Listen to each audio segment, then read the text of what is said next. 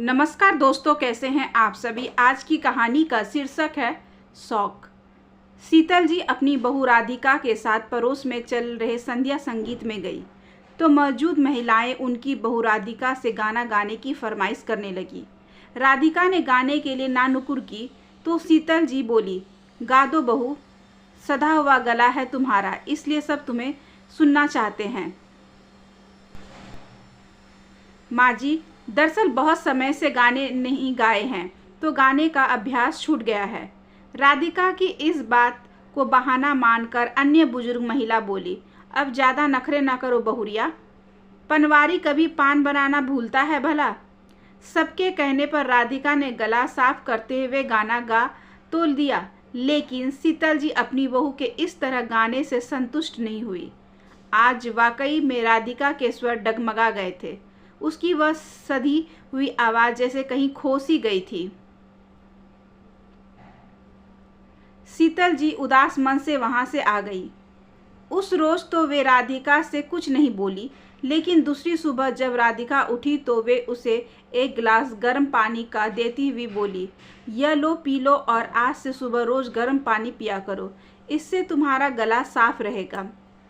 आश्चर्य से अपनी सास की ओर देखती हुई राधिका बोली, माँ जी, लेकिन मेरा गला तो एकदम ठीक है। नहीं, अगर ठीक होता तो कल तुम्हारे स्वर लड़खड़ाते नहीं। आई एम सॉरी माँ जी, कल मैं आपकी उम्मीदों पर खरी नहीं उतर पाई, राधिका ने उदास स्वर में कहा तो शीतल जी मुस्कुराते हुए बोली, मेरी उम्मीदों को छोड़ो और अपने बारे में सोचो। मुझे अपनी बहू की दूसरों से तारीफ सुनने का कोई शौक नहीं है, लेकिन तुम्हारा गाना गाने का शौक जिस तरह से खो गया है वह मुझे खलता है। यह कहते हुए शीतल जी ने राधिका के कंधों पर हाथ रखा तो शीतल उदास होकर बोली, माँ जी, हम महिलाओं के शौक का क्या है, एक उम्र के बाद तो उन्हें छोड़ना ही पड़ता है। नहीं बहू, पहले की महिलाओं को छूटते होंगे शौक, लेकिन अब की महिलाओं के शौक नहीं छूटने चाहिए।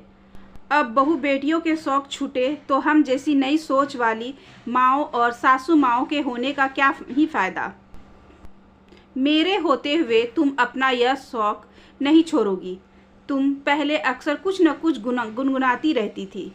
जब मेरे बेटे से शादी करके हमारे यहाँ आई थी तब कितना मधुर और सधा हुआ गाती थी।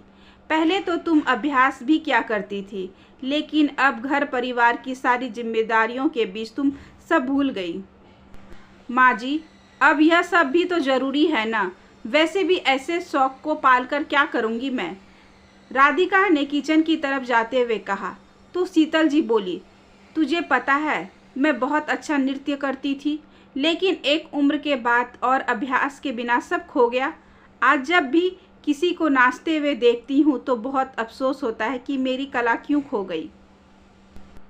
शौक व्यक्ति की आत्मा होते हैं, उन्हें जीवंत रखना अपनी आत्मा को जीवंत रखने जैसा है। राधिका, तुम मुझसे वादा करो कि मेरी तरह अपनी आत्मा को कभी नहीं मारोगी। शीतल जी की बात सुनकर राधिका मुस्कुराते हुए उनके गले लग गई।